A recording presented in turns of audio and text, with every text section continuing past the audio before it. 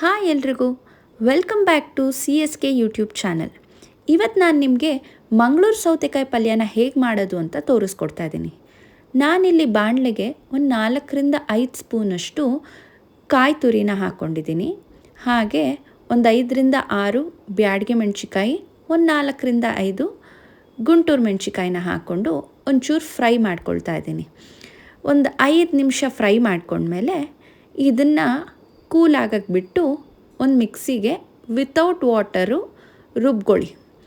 ಆಮೇಲೆ ಒಂದು ಬಾಣಲೆನಲ್ಲಿ ಒಂದು ಸ್ವಲ್ಪ ಎಣ್ಣೆ, ಒಂಚೂರು ಸಾಸಿವೆ, ಒಂಚೂರು ಅರಿಶಿನ, ಹಾಗೆ ಒಂಚೂರು ಇಂಗು, ಒಂಚೂರು ಕರಿಬೇವನ್ನ ಹಾಕ್ಕೊಳ್ಳಿ.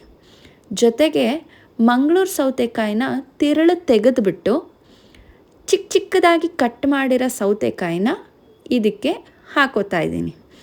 ಇದನ್ನು ಚೆನ್ನಾಗಿ ಹಾಗೆ ಒಂದು 5 ನಿಮಿಷ ಫ್ರೈ ಮಾಡಿ, ಸ್ವಲ್ಪ ಉಪ್ಪು ಹಾಕ್ಕೊಂಡು ಆಮೇಲೆ ಇದನ್ನು ಪ್ಲೇಟ್ ಮುಚ್ಚಿಟ್ಟು ಫ್ರೈ ಮಾಡಿದ್ರೆ ಬೇಗ ಬೇಯುತ್ತೆ.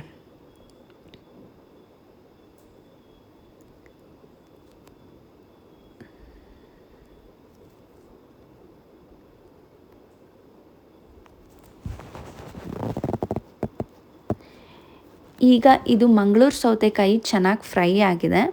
ಸೊ ಈಗ ರುಬ್ಬಿಟ್ಕೊಂಡಿರೋದು ಮಸಾಲೆನ ಇದಕ್ಕೆ ಆ್ಯಡ್ ಮಾಡ್ಕೊಳ್ಳೋಣ. ಆಮೇಲೆ ಇದನ್ನೊಂದು ಸ್ವಲ್ಪ ಫ್ರೈ ಮಾಡ್ಕೊಳ್ಳೋಣ. ಆ ಮಸಾಲೆ ವಾಸನೆ ಚೆನ್ನಾಗಿ ಘಮ ಬರುತ್ತೆ, ಹಾಗೆ ಅದು ಖಾರ ಎಲ್ಲನೂ ಕೂಡ್ಕೊಳ್ಳುತ್ತೆ ಇದಕ್ಕೆ.